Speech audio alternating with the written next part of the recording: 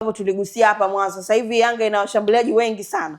Tukianzia washambuliaji wazawa, yupo Mihambo ambaye amesajiliwa dirisha hili kubwa la usajili msimu huu, lakini bila kumsahau Clement Mzizi ambaye naye amerejea mara baada ya kukaa nje kwa muda mrefu nao kwa majeraha. Lakini tunazungumzia watu watatu ambao sasa hivi wapo wametambulishwa na Young Africa: Mihambo, Mzize ambaye yupo pamoja na Selemani Mwalimu. Juma, unadhani Yanga walikuwa na haja ya kumchukua tena Mwalimu ikiwa tayari wana wachezaji wawili wazao ambao wote pengine wapo vizuri na hata wale wageni ambao wamewasajili?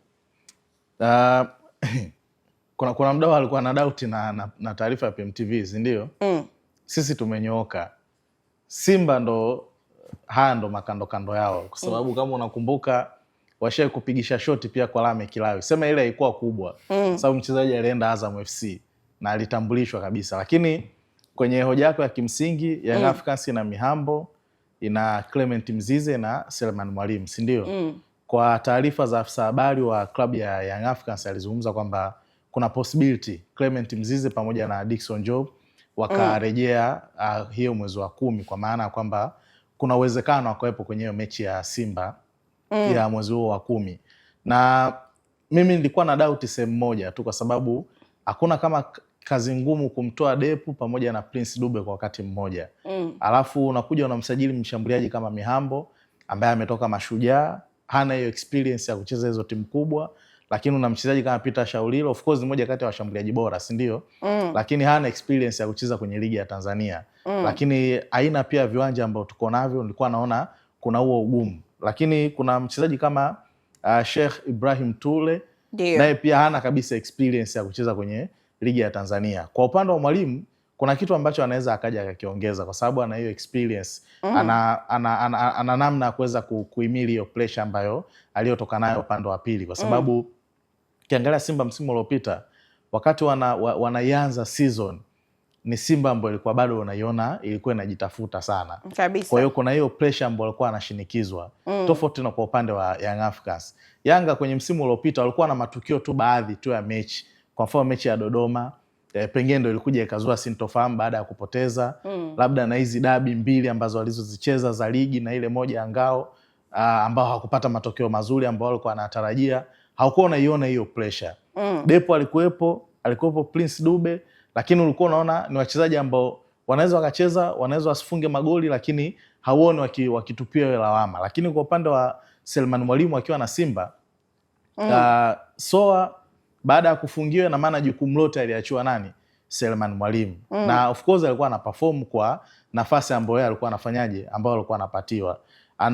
Ana hiyo fighting spirit ambayo unaiona kwake, ambao kama anaweza akaianikiza kuanzia kwenye upande wa viwanja vya mazoezini mpaka kuja kwenye upande wa game, inaweza ikawa ni advantage kwa upande wa Young Africans. Lakini kumtabiria kwamba anaweza akawa anaanza mbele ya hawa watu wawili, pengine inawezekana ikawa ni ngumu, kwa sababu ukiangalia rekodi za msimu uliopita za Peter Shaulile pamoja na Sheikh Ibrahim Tule, Ibrahim Tule ana ratio kubwa ya namba kwa maana ya magoli, lakini option ya Mwalimu unaweza ukaiona itakuwa inaangukia kwa nani?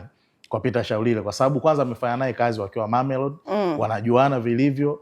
Lakini nadhani na quality pamoja na thamani ambayo Peter amekuja nayo ndani ya coach cha Young Africans. Hata walivyopoteza kwenye mechi ya juzi, ulikuwa unamuona Peter kuna namna ambavyo alikuwa ana act kama kiongozi. Akiwa kwenye benchi la ufundi ulikuwa unamuona na wahamasisha wenzake kwamba jamani, alikuwa anaongea sana na Maxi. Nimeona sana ile combination. Yani bado tuna muda wa kuyabadili ya matokeo kutoka kwenye 2-1 na pengine tukaenda kwenye 2-2 au 2-3. Na baada ya mechi yeye ndo alikuwa ni mchezaji wa kwanza akaanza kwenda kwa please kwamba jamani, tusahau hicho ambacho kimetokea sasa hivi, focus ianze kwenye mechi ambayo inayofuata. Unamuona namna ambavyo anavyoongea na wachezaji. Kuna video clip ulikuwa unamuona Kamwita Okelo namna ambavyo anavyozungumza naye. Kwa hiyo option ya kwanza ambayo mimi naiona kwa upande wa Young Africans itakuwa ni Peter Shaulile. Sawa, lakini ili swali ambalo tumejiuliza sisi, pengine kulikuwa na haja ya Young Africa kuongeza mshambuliaji mwingine tofauti na wale ambao walikuwepo. Naona hata baadhi ya wadau hapa nao pia wanajaribu kujiuliza hilo, na nikisoma comment ya Lomnya Kilaiza anakuambia kwamba swali, kuna faida ya kuwa na washambuliaji wengi hivyo kweli?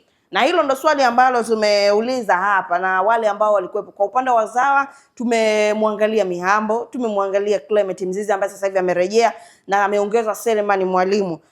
Kulikuwa na haja pengine ya Yanga kuongeza mshambuliaji, lakini nimeona kuna mdau pia Joseph anasema hii mie sioni shida kwa Yanga. Hii ni tabia ya Yanga, kwa hiyo sioni cha ajabu kwa hiyo ni kawaida. Wao wajaze tu washambuliaji ila tusubiri mwisho. Kwako Raymond, unadhani pengine ukigusia kwa uchache kulikuwa na haja ya Young Africa kuongeza mshambuliaji mwingine tofauti na wale ambao walikuwepo?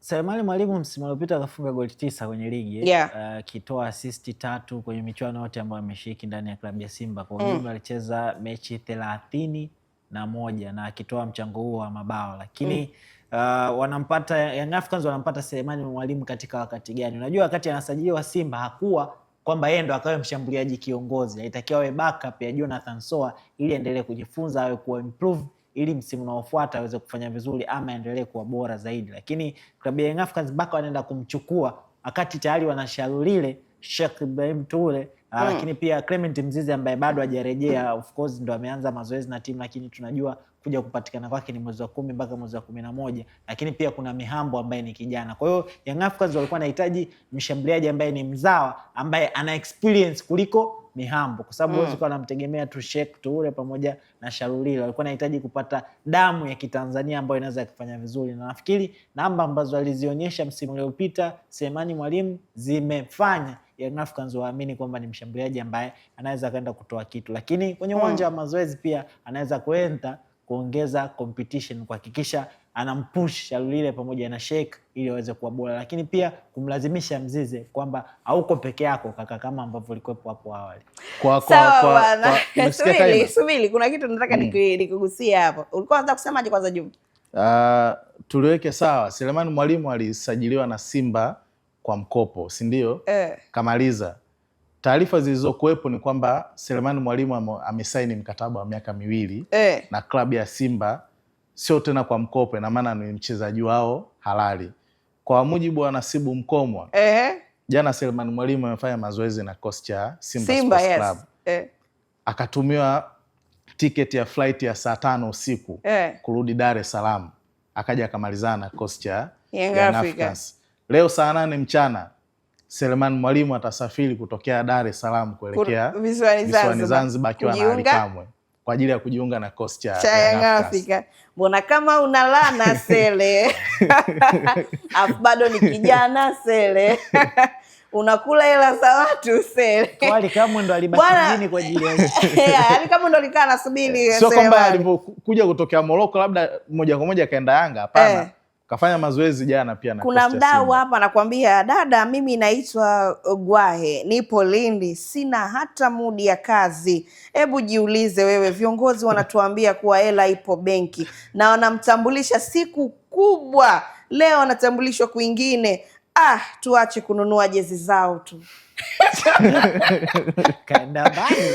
Anacheka kama mazuri, lakini namna ambavyo Gwahe ameongea. Kuna mwingine hapa niliona comment yake alisema, nilikuwa na mpango wa kuanza kununua ile jezi lakini nimeshagaili. Yaani kuna namna tayari sababu pesa zitaenda benki kwa sababu pesa zitaenda huko benki. Alikuwa na mpango wa kununua ile jezi ila ameshagaili. Gwahe anaendelea hapo nakwambia, msemaji wa Simba uzuri hilo halina ubishi, umedanganya umma wa Simba toka leo hadharani.